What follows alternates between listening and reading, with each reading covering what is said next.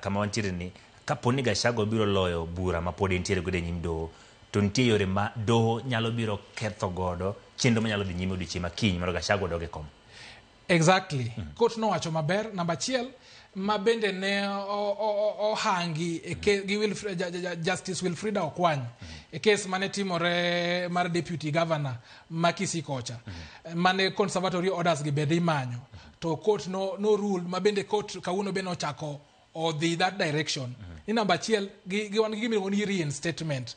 Kopo ni wach ni odhi adhia mbele moyud ni Rigathi Gachagua nokogol maber, to nyalo bedo reinstated back into office. Mano is the constitution, kaka constitutional wache. Lakini wan gi gimore sheria ni wan gi constitution gi constitutionalism.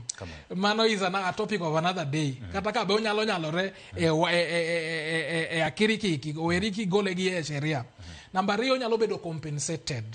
Onyalo bedo compensated ni nyalo miye damages kuom gik ma richo manotimne ki katiba.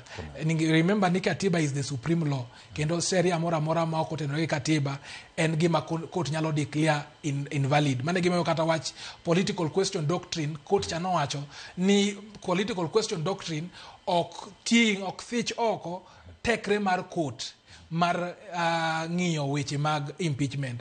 But more importantly, from a political perspective, ni kopo ni court oyudo ni Rigathi Gachagua ne ogol marach, to ratiche ma en godo e retirements mag deputy president ka onyalo yudo. Number 2, sanction mimiyo jok ma kata punishment mimiyo jok mobedo impeached ka kumimiyo cha ok sindan ok bichuoe. Koro onyalo chung kendo pod onyalo piem. Lakini ka court oyudo ni nogole yo maber, to konyal chung bende konyal dok office. Number 2 kendo ratiro ka bende konyal yudo. Waneno ka Gachagua gi okil mage